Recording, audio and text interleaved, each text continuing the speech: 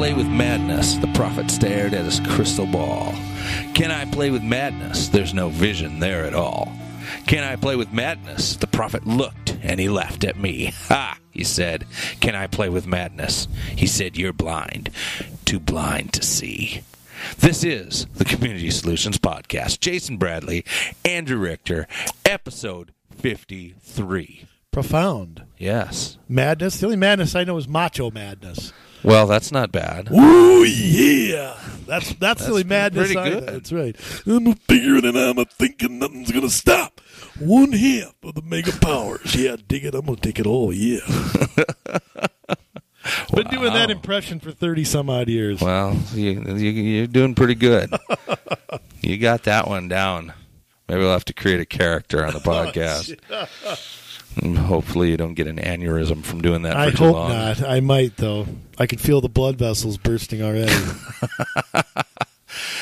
Oh, no. That madness was little Iron Maiden. So, Iron Maiden. Yeah. Huh. Yeah. Wouldn't Good know them stuff. from anybody, but you will, because I learned this stuff because of our Spotify thing. I mean, see I what even good that's know it. doing. I know it's that thing called an app. I mean, it's. I'm learning new stuff every day. Yeah, well, I mean, I got rid of my beta and I got Spotify or whatever you call oh boy, it. My beta's in the garbage. Oh goodness! No, I mean we're getting ready for the show, and we're kind of jamming on the music from the podcast playlist on Spotify. You can go out there, Community Solutions Music from the podcast. It's got everything that we preview at the beginning of the show. So a lot of good songs. There is good stuff on there. I mean, if I know it and like it, then you know it's good stuff.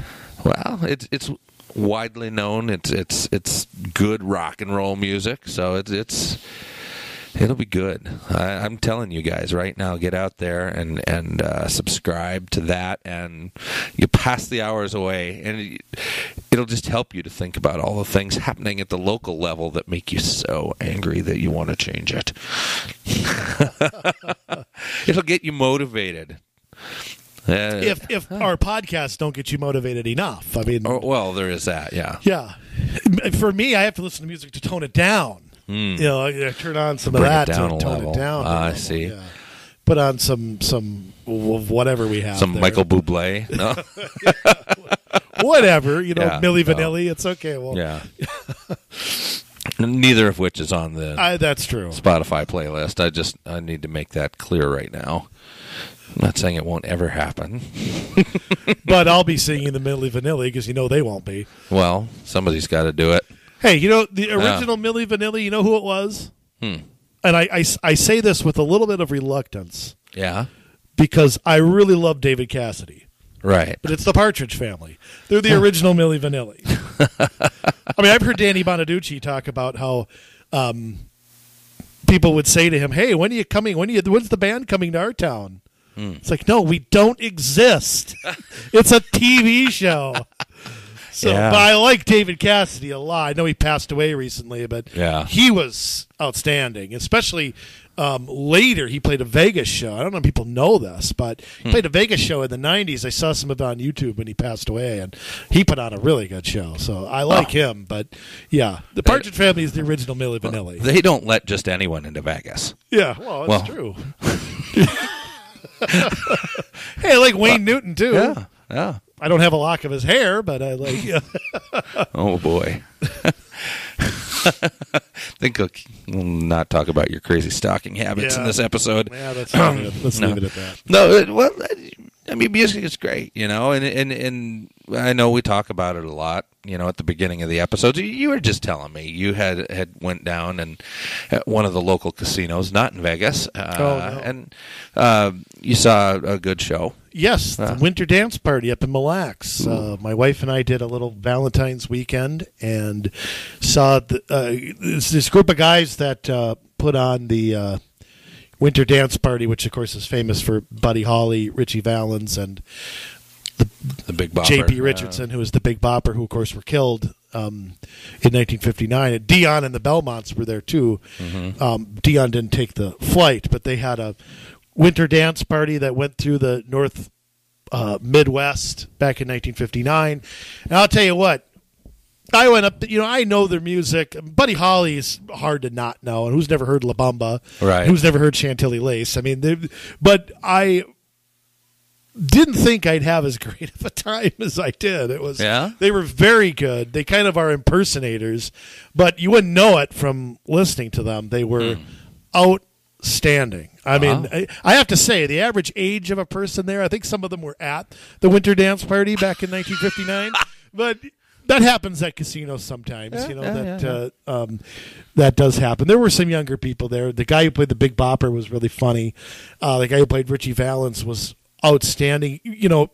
He sounded as much as a 17-year-old as he could, but did a great job performing. And the guy who played Buddy Holly, a guy named John Mueller, is like famous for his Buddy Holly. I don't want to call it impersonation because that makes it sound like you're making fun of him, but singing his music. And so those guys had such short careers, and you never know where they could have, especially Richie Valens, you never know where he could have gone, with his music over a long period of time. Right. So it's, you kind of go there, but the fact that they all died makes them all the more compelling to, I guess so, to go listen to. So it's kind of like being in a time warp.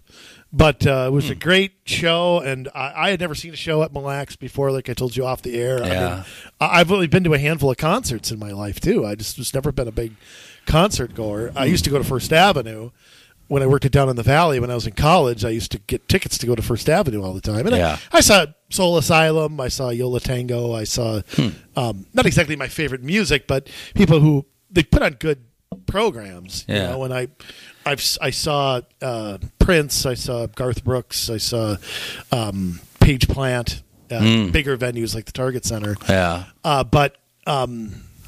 Boy, getting back to seeing a show like that, I am going to do that. My wife and I are going to do that real soon. We both had a blast. Well, that's good. Well, the music that we queued up at the beginning, it was lyrics. I guess it wasn't the actual music. It fits in with this week's topic, Andrew. Talking about, can I play with madness and the ability to prophesy and see the future, or not so much when you're the American Planning Association? No, you don't see the future. You see the same thing we talk about all the time, the cookie-cutter planning, the best practices, the getting everything to be the same. This, folks... It is madness. Yeah, and I'm going to tell you something. We're going to talk about the APA a little bit, and we're going to barely scratch the surface.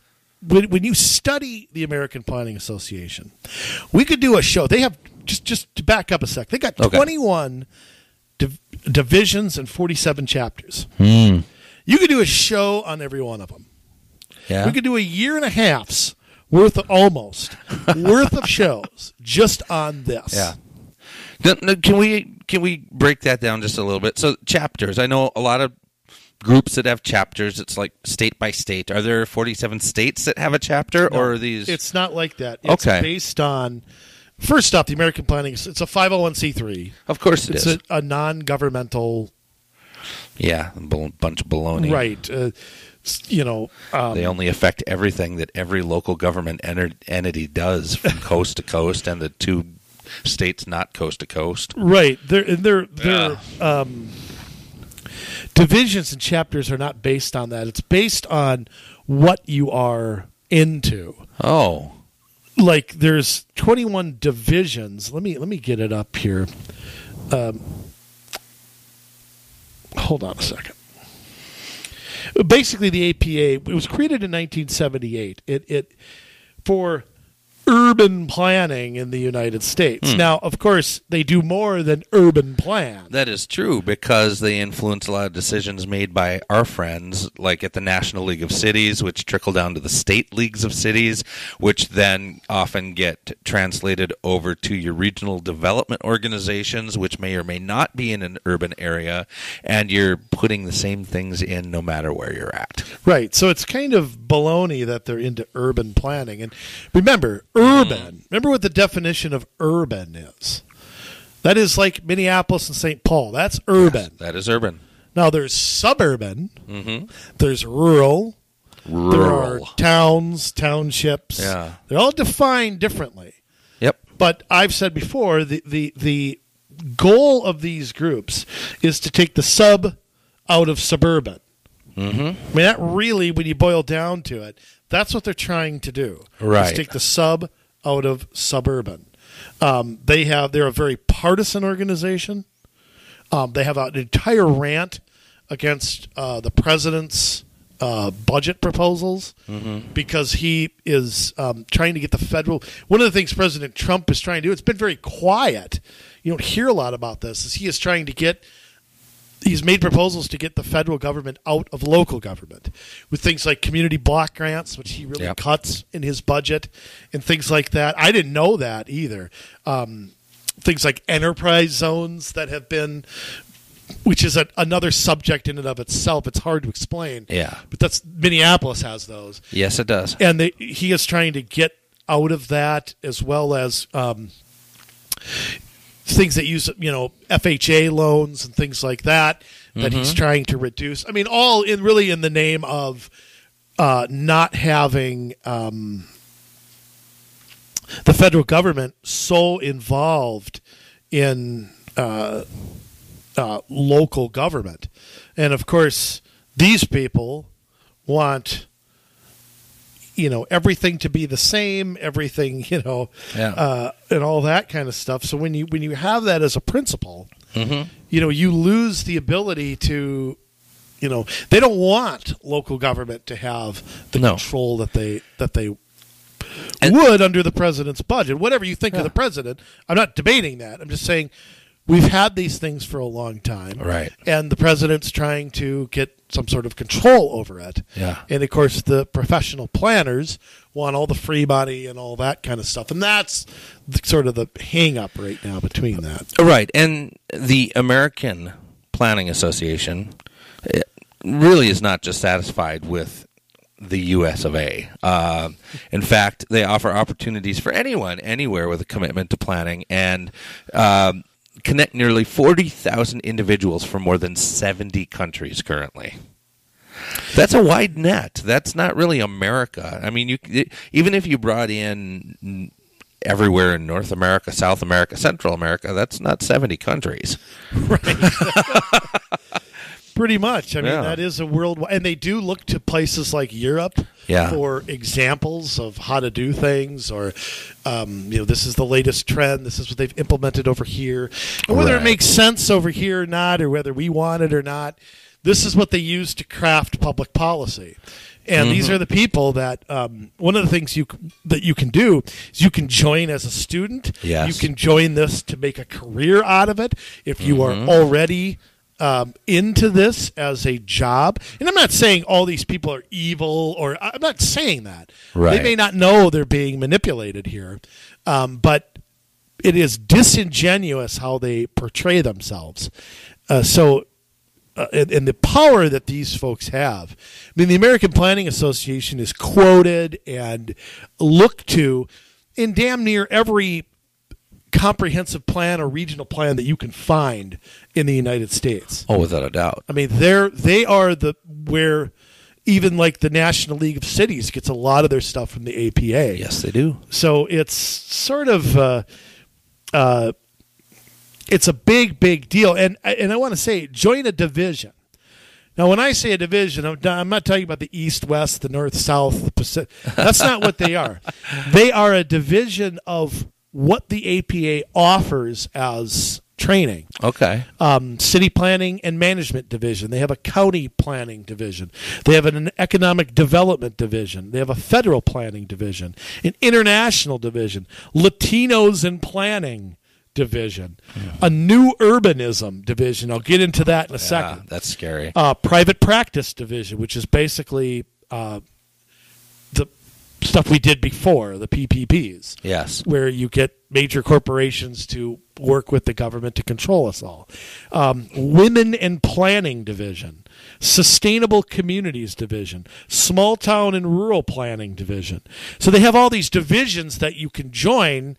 LGBT planning division, which you might laugh at, but I mean, they have their own divisions for lesbians, gays, and whatever that. I didn't means. know that like you would plan differently for them than you would for anyone else. I thought that we were all like one homogenous people. That I guess not, but I mean, I'm Okay. just going to use new urbanism as just sort of because I think this is what's coming to suburbs. yeah, You know, we talk about new urbanism. mm-hmm. They're talking about taking urban planning, Yep. which is multimodal transportation, transit, Walkable neighborhoods. half a mile, Yeah. higher density. That's what's being pushed on. You moved out to the suburb to get away from that, Yep. not because I wanted it to follow me. No, and it's a fairly new concept. 1993 from the Congress for New Urbanism, which Right. is not a government entity. It's not Congress. But that's what they call it. Right, which coincides with Agenda 21 coming out, by the way, for all Yeah. you conspiracy people. 1992, Yep. and new urbanism is a big deal in that as well. Green building. Right, LEED certification standards, which have no enforcement, but Yeah. new urbanism is a time-tested planning practice. Oh, I thought it was new. 93. 1993. But here- Time tested. But let me ask you something, Jay. Who out there questions that when they read it? Nobody. Right. See, it's like saying, Yeah. no, there's 20 million people without health insurance. Well, that didn't scare enough people. So there's 30 million.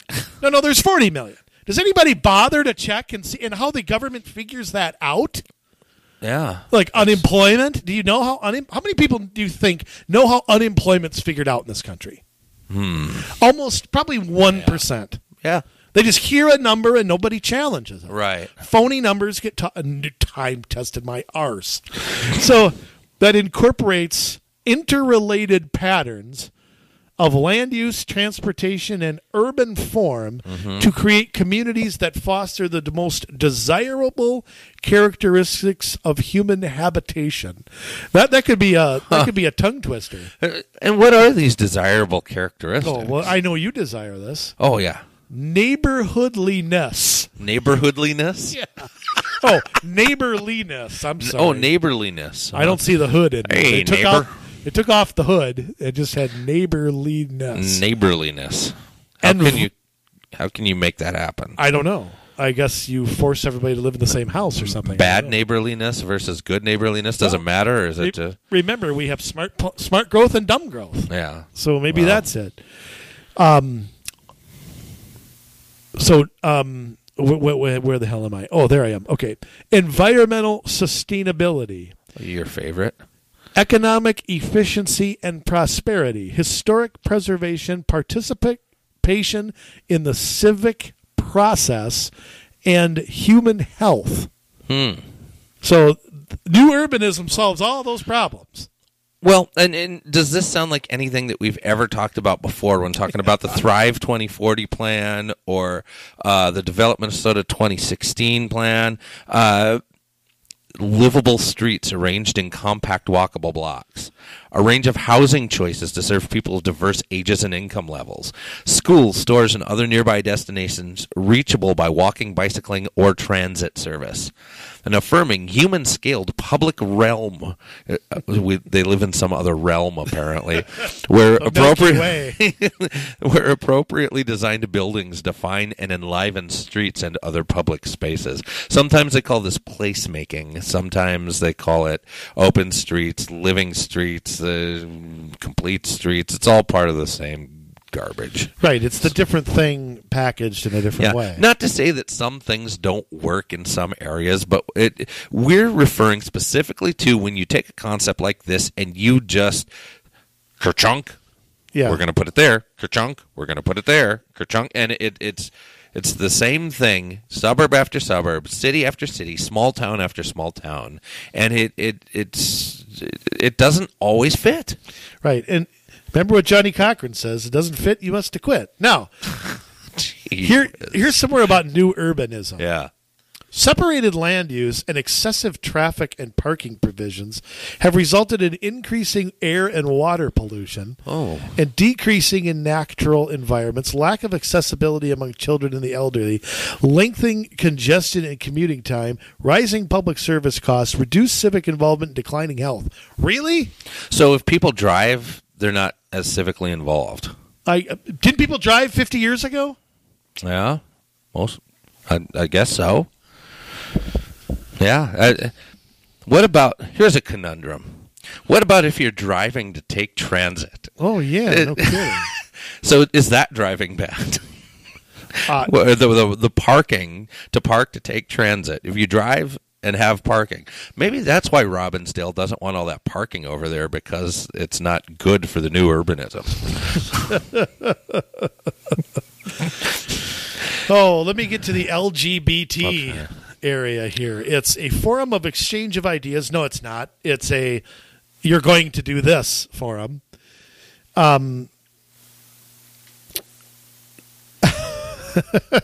And information of interest to people in the planning profession who identify as part of the LGBTQ, I don't know what the Q is, community, and anyone interested in LGBTQ community issues. So is a roundabout an LGBT issue, or isn't it? I don't know. Do they like dense housing? Or do they not like dense housing? That's a great question, Andrew Richter. Yeah, I mean, I don't. What is an LGBTQ local issue? Mixed use development. Mixed use development. Oh, I get it. No, gee. That wasn't a joke. That's not. It doesn't. None of it. It doesn't make sense. No. I thought you forget it. No, it's just none of this makes sense. And I'll tell you what. Yeah. This is social engineering, is what they're really. Oh yeah. That's exactly what it is. A social engineering. Women in planning. Listen to what's here. Okay. Addresses issues facing the planning and development of communities, cities, regions, states, and the nation. Guess that's everything. Related to the changing roles of men and women as means of promoting social equality. So, explain to me how planning streets or roundabouts or a bus route is a gender issue. Yeah, that's all I got. Right, that's all I have too. Basically, this is just we just are going to recognize and celebrate the accomplishments of women in planning. Oh, zippity doo dah! Though that's a division. If you want to, and like I said, I mean, there's 21 of these things that anybody can join here. You can connect locally. They do break down that by state. That's what they break down by state. So Minnesota has its own APA-MN, planningmn.org. Of course it does. APA chapter of that. And they, of course, have a board of directors. They have committees. You can't see who they are, but they have all that stuff. And, of course, they lobby and do all those kinds of things on behalf of planners. Right. We should also mention that they also put on a lot of trainings. The APA puts on a lot of trainings for city employees as far as, what they're going to, I don't know how to put it, advocate for, if you will, in the future. And here's how we do what we say we're going to do. You can join as a planner. You can join as a student, join as from outside the United States. So I guess this is not the American Planning Association. No. You can join as a county or city commissioner. If you are on a planning commission or something, you can join as that. Wow. So they're literally, I mean, there are tools for joining this by everybody. Anybody can do it. And they also have, we should get into this because this is where the nuts and bolts really are, is the advocacy group. I mean, they when it comes to, they have, I'm trying to think of how to word this here. They have list of things from every one of their categories that they advocate on, whether that's housing choice, infrastructure, anything like that, policy issues. They have whole just boatloads of things and principles behind each one of them to advocate for. And it's the same crap that we hear over and over and over. I mean, transportation. I mean, let's see if you have not heard this before. Okay. Let's hear their new ideas. Here's their new ideas. Serve multiple modes and types of infrastructure. Heard it.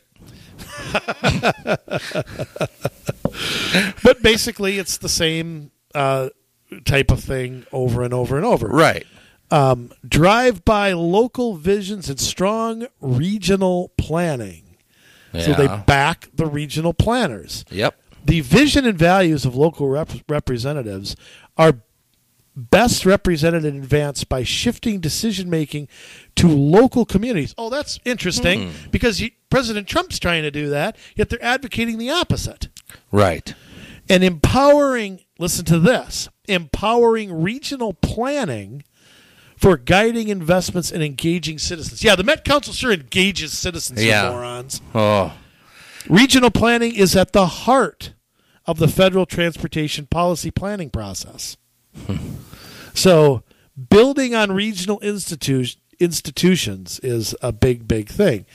See, tell me if you haven't heard this before. Okay. Address long-term funding sustainability. Oh, yeah. I mean, sustainability. So, in other words, you want to be insulated from ups and downs anywhere in the economy. In other words, if my income goes up and down, well, that doesn't matter, as long as you get your money first. Mm-hmm. So, it's the same. It's an excuse to raise taxes. Yep. It's an excuse to make tax increases permanent. Raise the gas tax. They're trying to find an avenue to make that more palatable, I think. Yes. Advance opportunity for all. Too often in our past, infrastructure programs have exacerbated inequality, harmed low-income and minority neighborhoods. Now, tell me how that's happened. Well, So you build a road by a poor person's house, and that is unfair somehow? That's, yeah. I mean, I know what they're saying. I don't know what they're saying. You've got to... It's the whole, in housing, in transit, in transportation, you have to have equality. So you have to spread affordable housing out. It can't be centralized in one area. It's social justice is what we're after. Exactly. You've got to have these places close to transit so that if somebody lives in Burnsville and has a job in Anoka, that they can get there, And it's not fair. How do they get the job interview? How do they get the job interview? I don't know.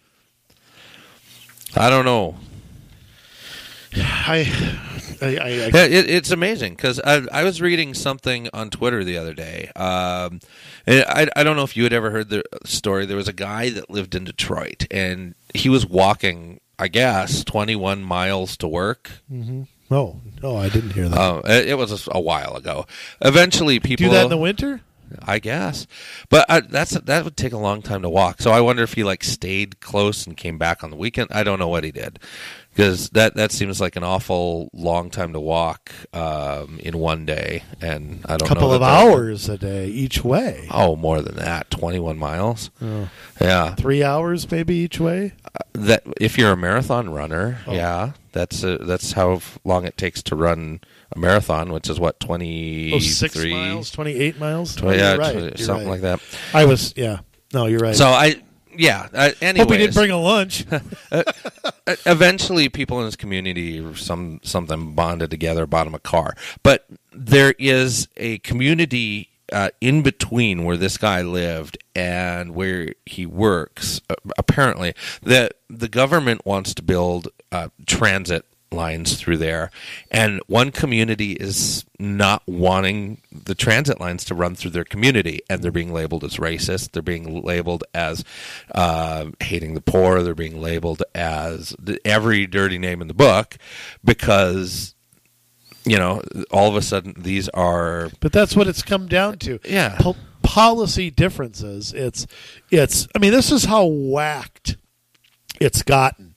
I'm going to change the subject just a little bit to immigration on this, because go back to the 1995 Bill Clinton State of the Union address. Have you ever listened to that, what he says about illegal immigration?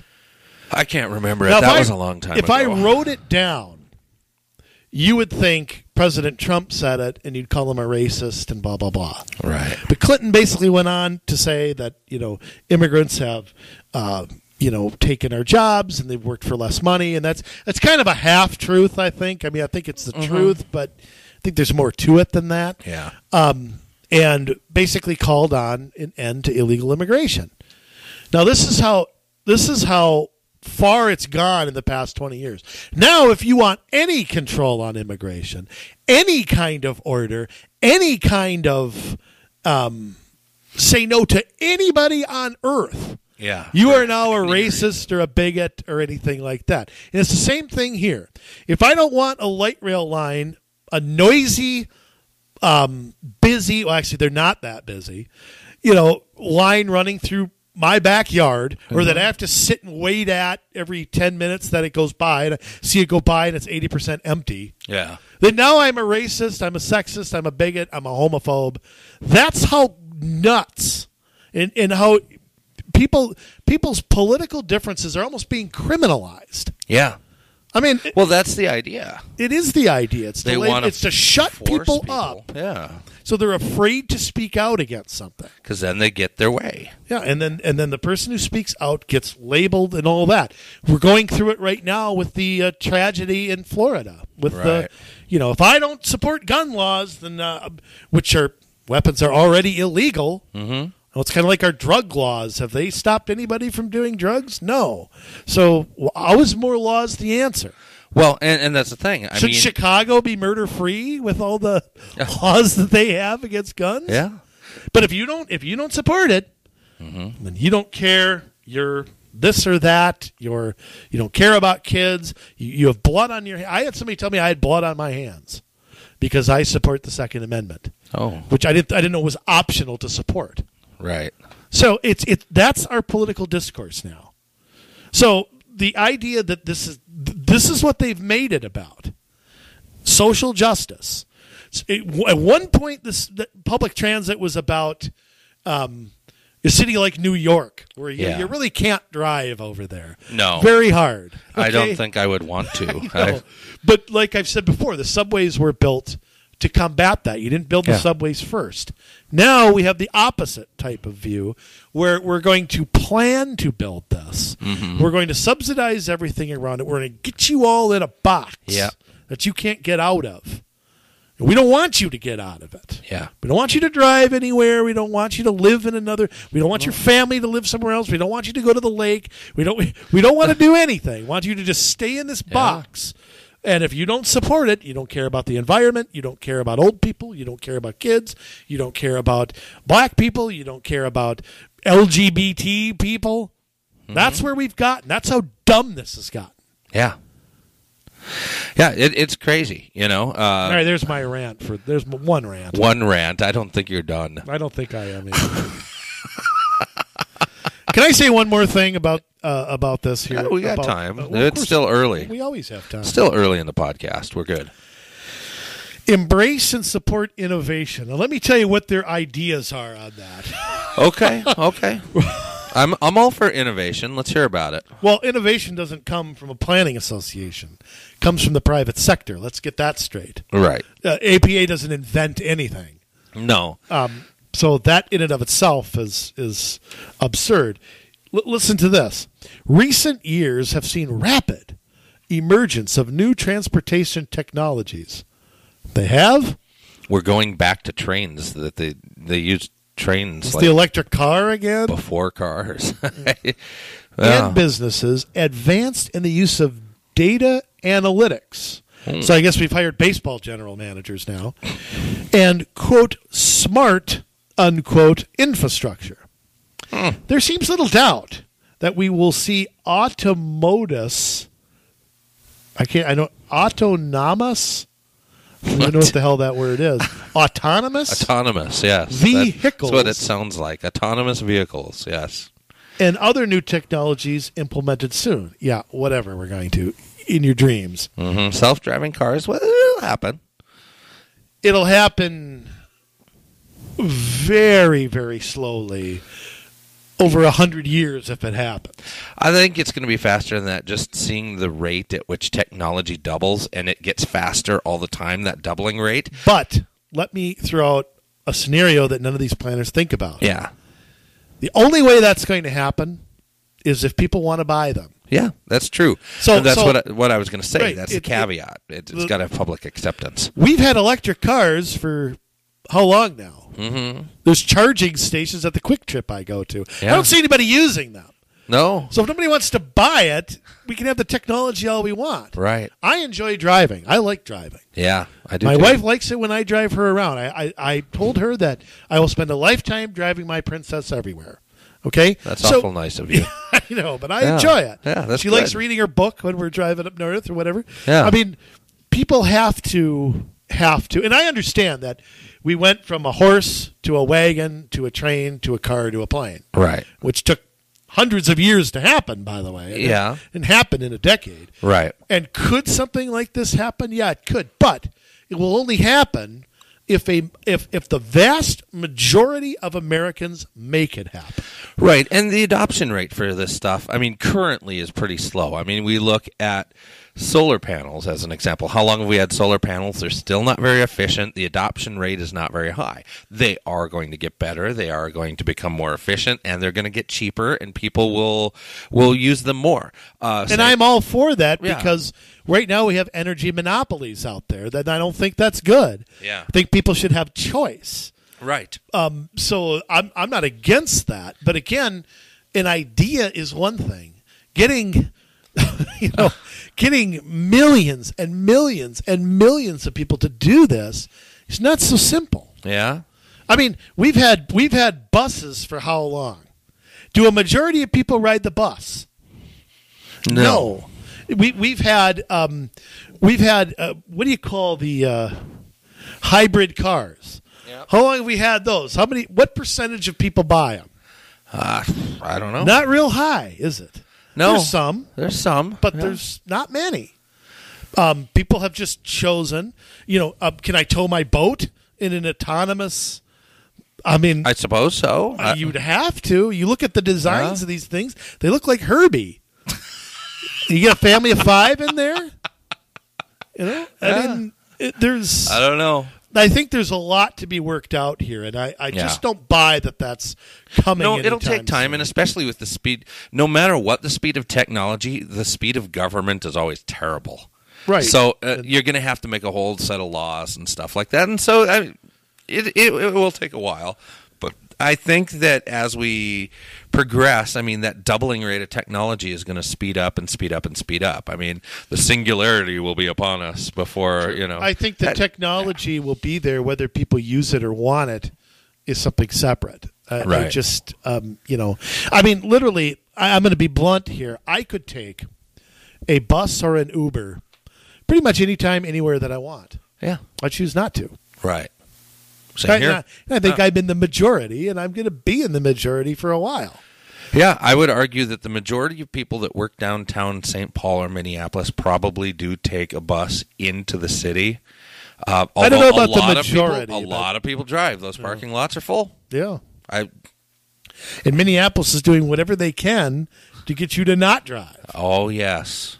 And the parking lots are still full. It's become unnavigable, that city. It has been. It's terrible. I'm sure the APA had a hand. Wonder if they have an office over at City Hall. They don't. They don't need one. They've got all the council people. But yeah, I mean, I agree that technology is changing. But first off, I mean, there's just, I don't see any way to plan for that. I mean, ultimately, you can't. there's only so much that can be planned by some agency out there. I just don't see.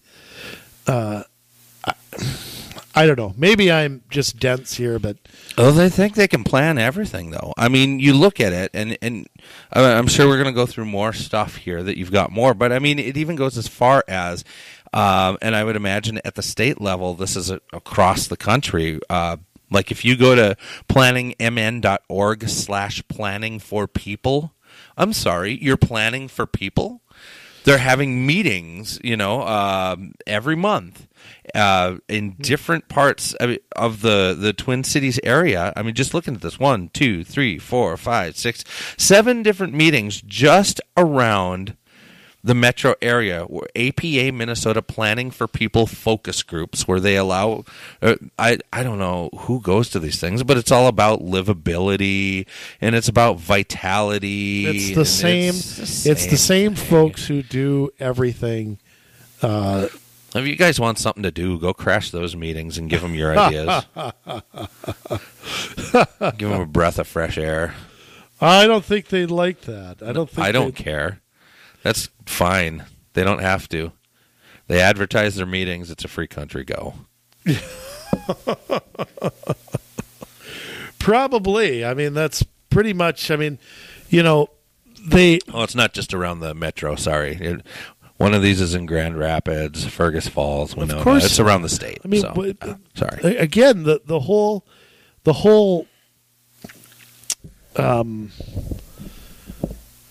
idea of this is to, again, put the same things everywhere. Mm-hmm. They have a policy and advocacy conference. This one is in September of this year in Washington, D.C., where they have sessions on federal, state, and local concerns, advocacy training, so they teach you how to advocate for this. So it's sort of like Green Step, trying to teach you how to implement this. You need a resolution, and you blah, blah, blah. You get the steps made to do that.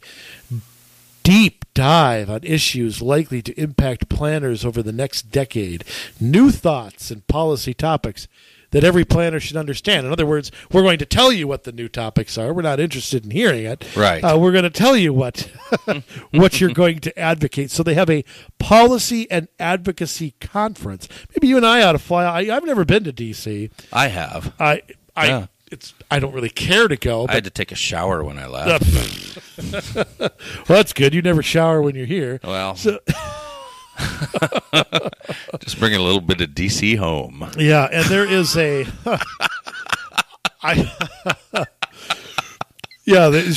should rename BO DC. I got I got too much DC. They also have a national planning conference every year. This time it's in Nolens.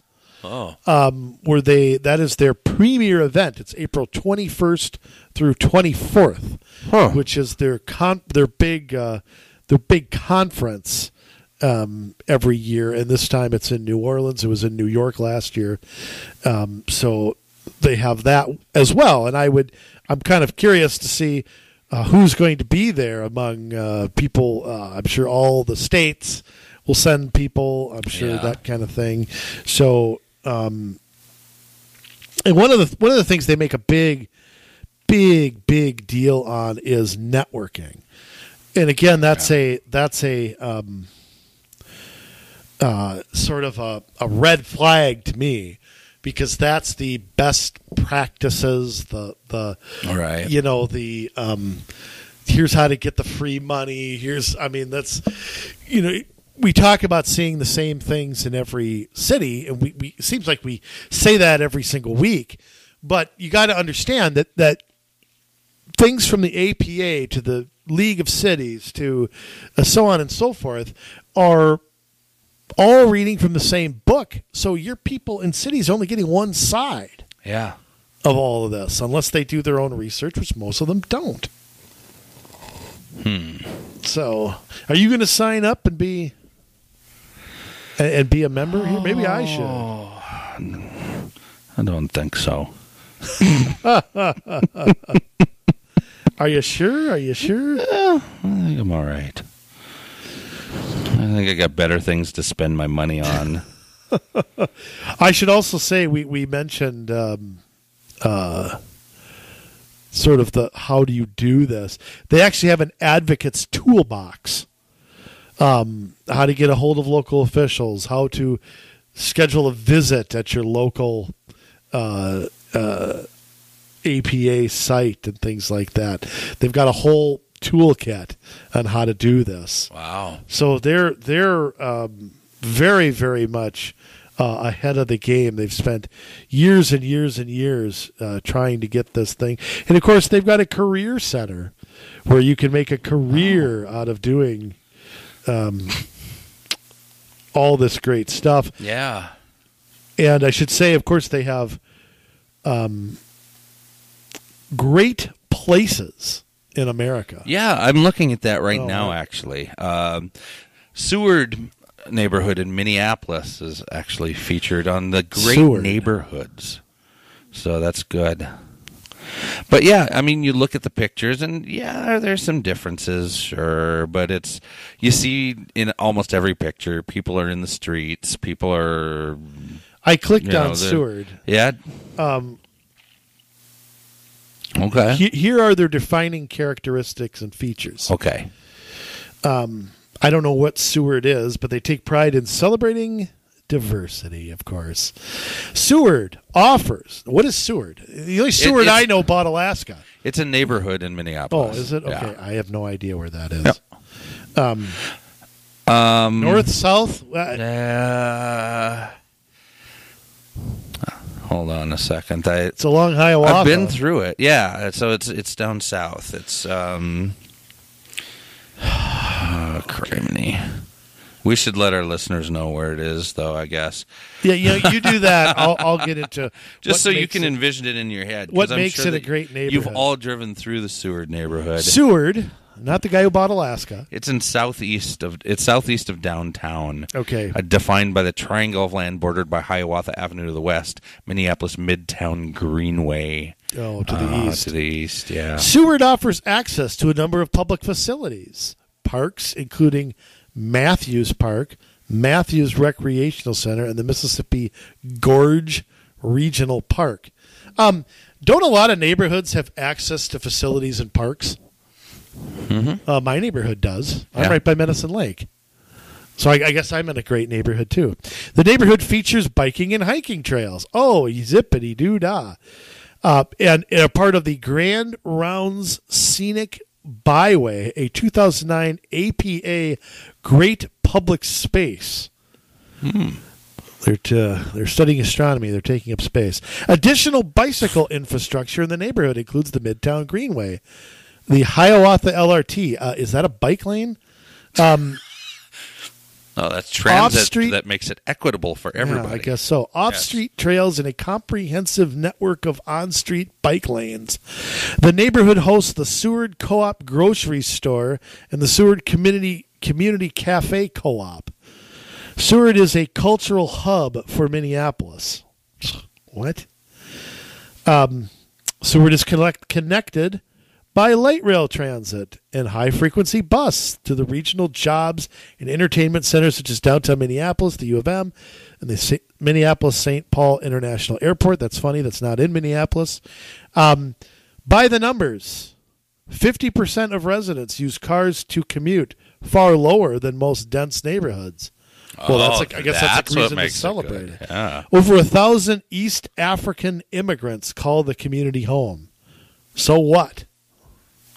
And that means what? If they weren't there, what would that mean? There are plenty of Africans living all throughout the metro area. I think part of of what Mogadishu. It makes it makes this area better in a lot of ways. I'm friends with a lot of people that have emigrated here from the Congo.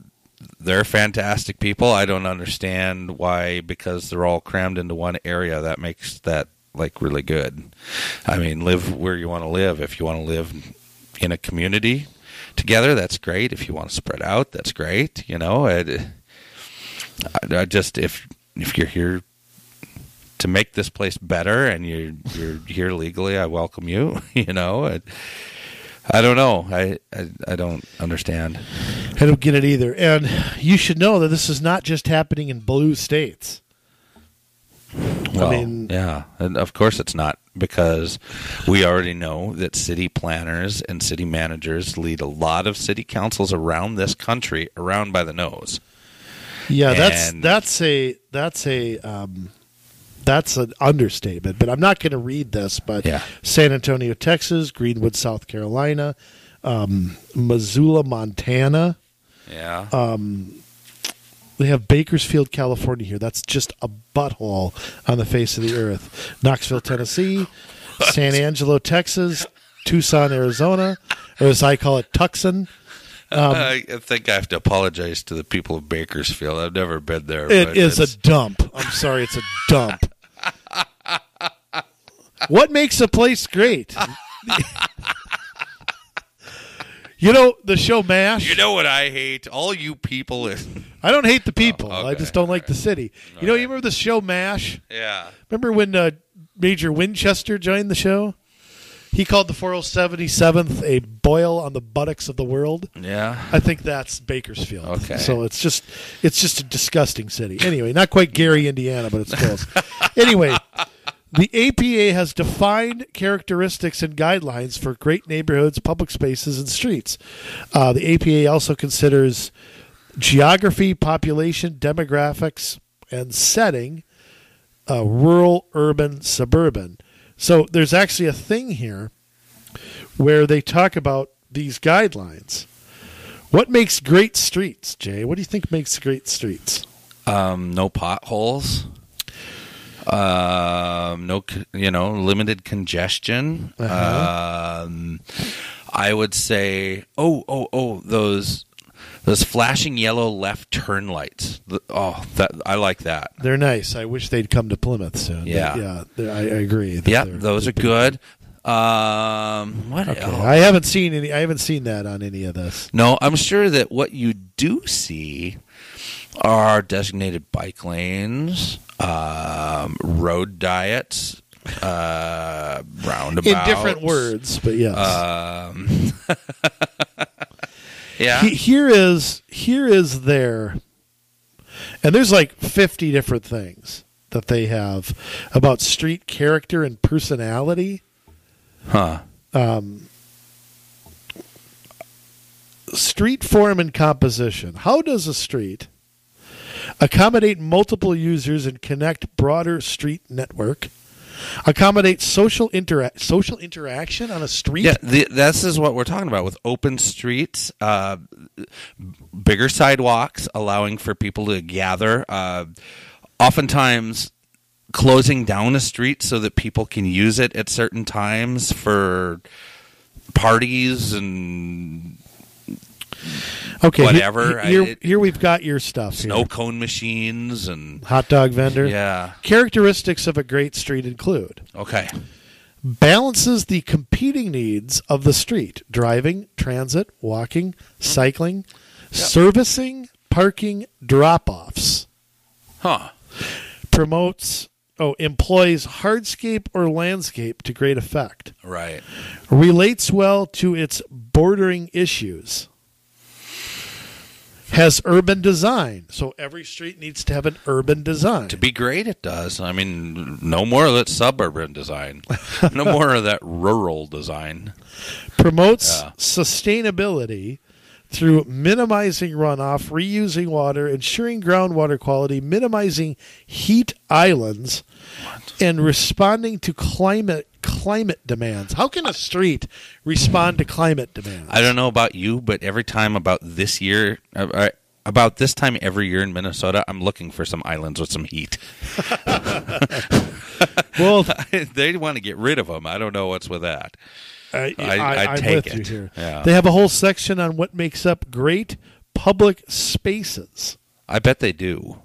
I bet they have it all spelled out. It has to accommodate all abilities and users, no matter how. You pretty much Yeah. have it. Yeah, Number pretty 1, much 2, nailed and it. 3. Yeah. Has a unique character, reflects local culture, promotes community involvement. So this is what a public space has to do. Right. So you can see, I mean, again, this is not limited to the big city. Remember, urban planning is what they're supposedly in, but they want this stuff everywhere. Yeah. So it's not urban planning anymore. They're taking the sub out of suburban. Yep. And folks, I'm just going to say this straight out. I mean, we are scratching the surface of this. Yes. Absolutely scratching the surface. We just want to give you like a 10,000-foot view of, hey, you know, this is what these people do. This is generally how they operate, the things they believe in. I mean, we haven't even got into specific policies, legislative action. I mean, and they deal in all of this. You know, how far their fingers actually go into the communities. We've given a little bit of a view of that. But, I mean, they even have on their website, in your community, and a whole menu of stuff there that they're not concerned with just being the American planning organization. They want to be the community planning organization as well as the international planning organization. They want it all. Right. And they want everything to be, you know. Look, this is the, I've said this before, and people think I overreact when I say this, but I really don't think I am. This is the death of suburbs in rural America and small towns. Yeah. They're dying in this country, and they're dying because of policies like this. Mm-hmm. Because this crap is being peddled everywhere. You and I went over Rozo's comprehensive plan last year. Oh, my goodness. Now, if Rozo, 3,000 people. If I scratched out Rozo and put Minneapolis on there, maybe not Minneapolis. Yeah, let's go a little smaller. If I put a first or second ring suburb on there, you would hardly see a difference at all. Yeah, that's true. None whatsoever. Yep. So what is the deal here? I mean, let me ask this. The APA, look, you want to go and look at it, you can. We've told you enough already. Yeah. We are community solutions here. Remember, we say that all the time because solutions are what we offer. So what is the solution? What is the counterbalance to the American Planning Association? I know there isn't one like this. Yeah, no. But, I mean, what is step one to combating this? We need people at the city level, and by the city level, I don't mean city planners. I don't mean city managers. I don't mean community development directors. Not people hired by the city, but people elected by the citizens to sit on a city council and say, you know what our city needs? We need to engage our citizens, our residents, to find out what they want in their city.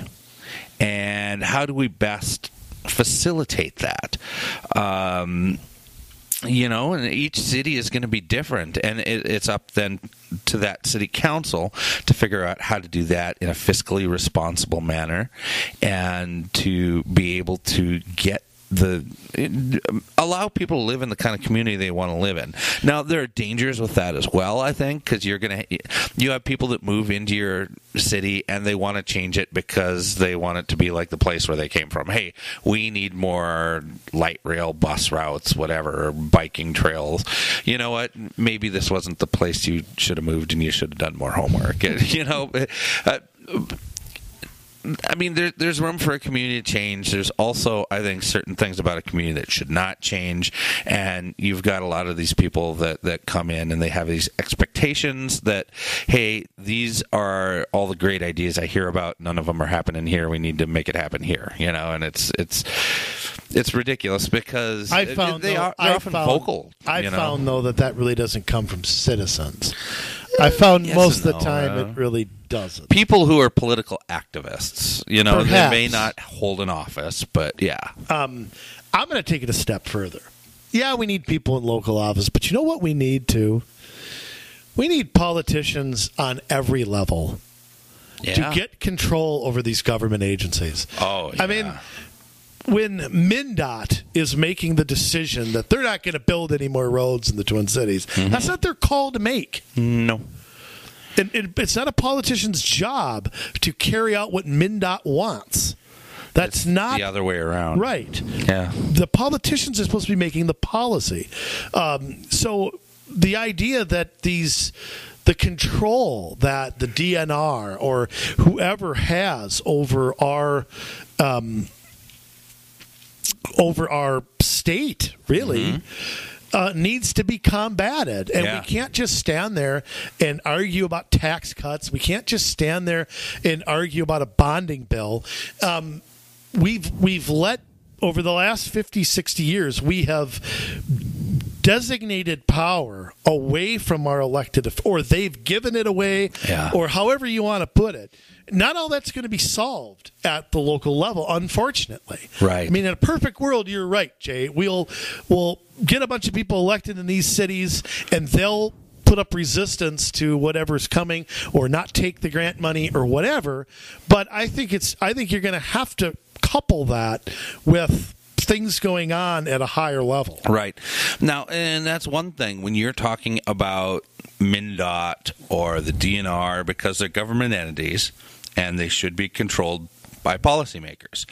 When you have an American Planning Association that's an autonomous group outside of the government, I mean, obviously you want to give them freedom to do what they do because you don't want to restrict the other group. They on have the the other right side. to do what they want. But I mean, they're so rich and so powerful.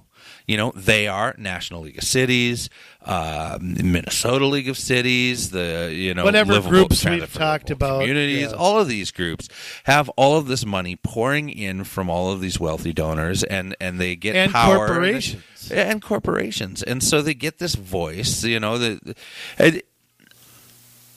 I am hesitant to restrict the freedom of these groups to do advocacy and speak out, but at some point, I think the only way you can take away their power is, again, electing people who will stand up to them and who won't allow city staff to run the cities. And that's really our only hope, is to grow a farm team of people at the city level, who move on to the state level, who move on to the federal level, and we keep replenishing that well with new blood, that believe that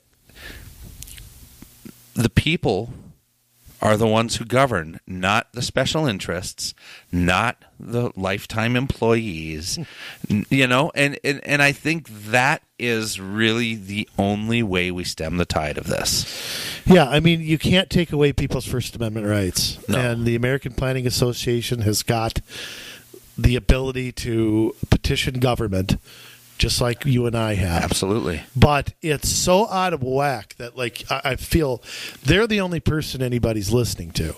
Well, yeah. I mean, think about this. All right. The American Planning Association wants to go and talk to the federal government about a new standard for bridges so that they're multimodal and they can handle light rail and biking. And every bridge that's got to be built in America is multimodal. Now, I'm making this up, but that doesn't mean that there's not already something like this, or there won't be sometime in the future. Probably is. Because it sounds very feasible.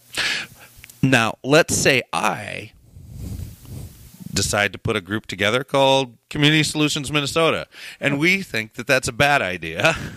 That's a far reach, that name. I know. I just came up with it like that. Amazing.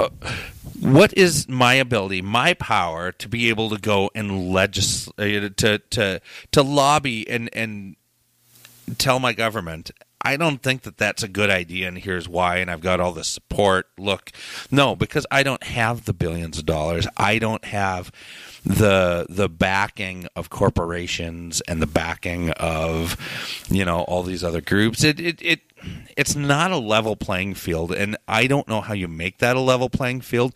Maybe, I don't know, because again, the freedom of association is important, and if a company wants to associate with a cause that is important to them, that, I don't know. Do you restrict money or just allow it to be an endorsement in name? I mean, well, it's interesting. How do you level the playing field? It's interesting. We restrict money to a candidate, which, again, is something I'm not sure I quite believe in.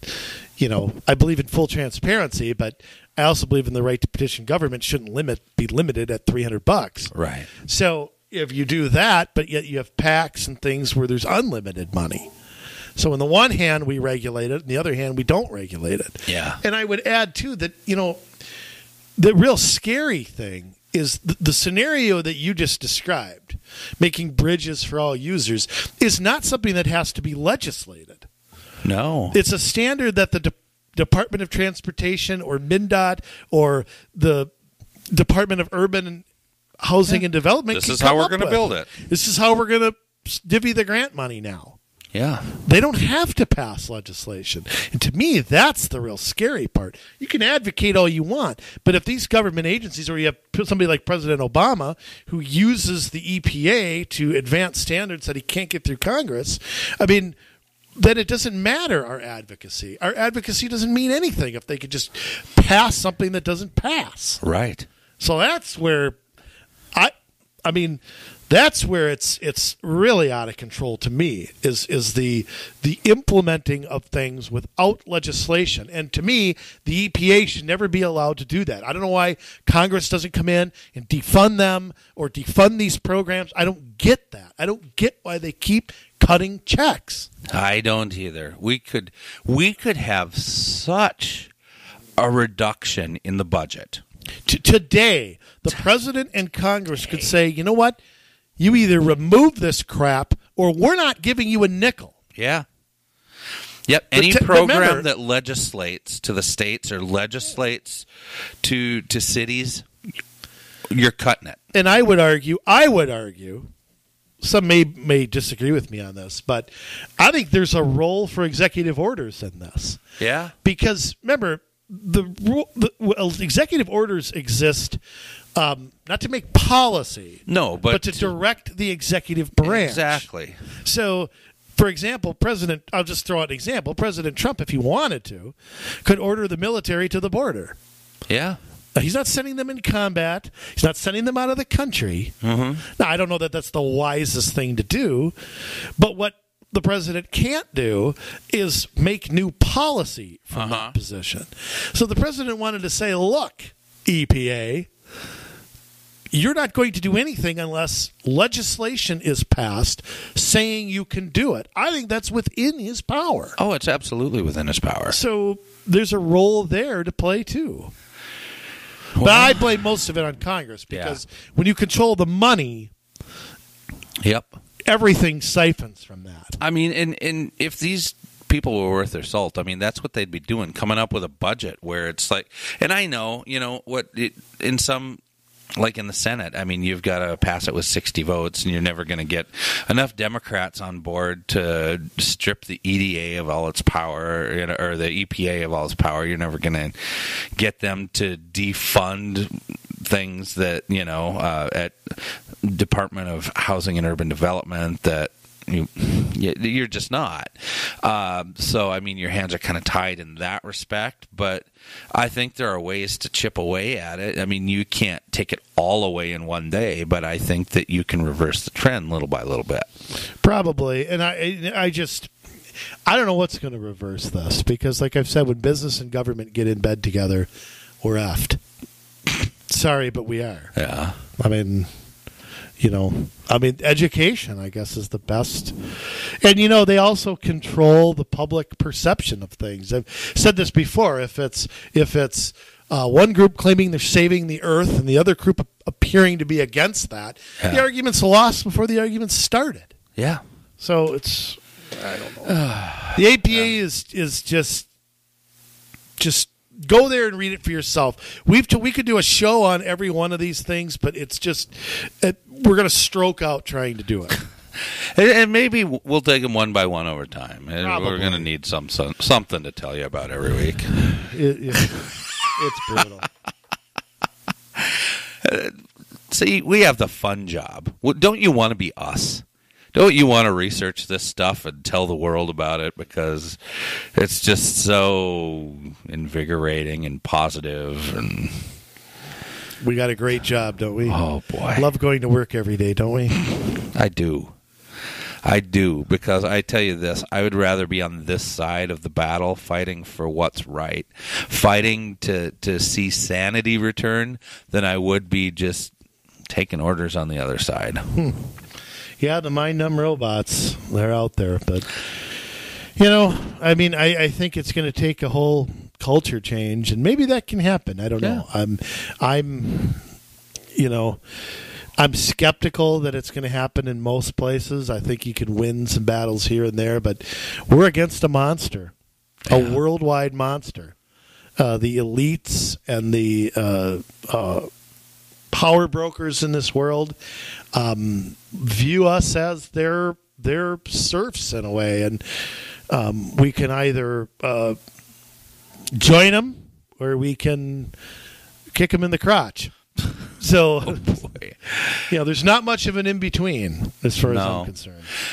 And the good news right now is, they underestimate us because they kind of see us like flies they can just swat away. We don't have a ton of power. We don't have a ton of money. But we do have the numbers. We have the numbers, but the numbers have to do something. And Yeah. I think that's where the hard part gets. And where do you start? How do you start? Like you said, it starts at home, but home ain't going to do it by itself, unfortunately. Right. I know. Oh, boy. Here's how you do it. Go down to City Hall. Find out where they have openings in their commissions. Fill out an application. Go through the interview process and get on a commission for Park Board, for Environmental Quality Commission, for Charter Commission, for Planning Commission, for watersheds. Whatever. Get on a commission and start advising the city council to do things with common sense. Don't be afraid to stand up to the city staff when they bring things that don't make sense. And then once you've got a taste of it, maybe you want to run for city council. And once you get a taste of that, maybe you stay there and you just keep making good decisions for a time. Or maybe you then go to your state level and you become a senator or a House member. And this is what we need. We need to keep filling that well with good common sense people. Because like we've said, there are 30,000 elected and unelected positions here in Minnesota to fill at the local level. And if we just let the majority of them go, we are going to be governed in a way that we don't like. And it's not going to get any better. How's that? You thought I was going to crazy town. I just gave you the real stuff. I would have been the one to take it to crazy town. Yeah. Well, that's a good way to wrap up. And not just that. If you're not into running, you want to do what Jason and I do, don't look around for somebody else to do it. It's nothing gets done that way. Yeah. You want to manage somebody's campaign. You want to help somebody fundraise. You want to, just help with lawn signs or flyers, or like Andrew says, maybe you want to start a podcast or a blog, because be as liked as we are too. Yeah, it's fun. Huh. It's fun. I do relish it a little bit. When they start saying things and I know that they're starting to take notice, I kind of find some joy in that. I do, but ultimately, the temper tantrums are my favorite parts. Yeah. Whether that's a different city we're not talking about right now or whatever, it is fun to listen to the complaining and whining. They're not prepared for groups to oppose what they're doing, and that's where you can come in and make a difference. And I think there's a way to do that, like you said, in government and out. Yep. And you got to figure out your niche. And where do you contact us, Jay? How do you do that? COMMsolutionsMN@gmail.com. That's COMMsolutionsMN@gmail.com. And Andrew's phone number is 61... No, I'm just kidding. And where else do you find us? You can find us all over the dang place. We're all over the map. You look up COMM Solutions MN, whether you're on Twitter or Instagram or Facebook or COMMsolutionsMN.com. COMMsolutionsMN.com gets you to our blog. Please like this stuff. Share it. That is our That's what gets our juices flowing. When we see that stuff, when you guys are engaging with us, you're sending us stuff from your cities, you're resonating with the stuff that we're putting out there, and you're sharing it, because this is why we do it. You know, we could have just stayed in Crystal and been happy with one of the best 2 city councils in the state, you know, between us and Oak Grove. Yeah. But no, we're sharing the wealth because we want to see this happen everywhere. It's one of the rare times we believe in spreading around the wealth. Yes, it's true. It is true. But, hey, you want us to come out and speak to a group in your area, let us know, and all that stuff. We're here for you because, I don't know, we got nothing else happening. Maybe you don't. Okay, I'm letting on a little bit. Anyways, we're going to get running and let you go and do what you need to do, which is what we've already told you about. Get down to City Hall and fill out an app for getting on a commission. And you want to get a hold of us, we'll be more than happy to talk to you. So let that sit in your think pot for another week, and we will be back with another episode of the Community Solutions Podcast. That's it on this end. We love you, Minnesota. Now it's your turn to get to work.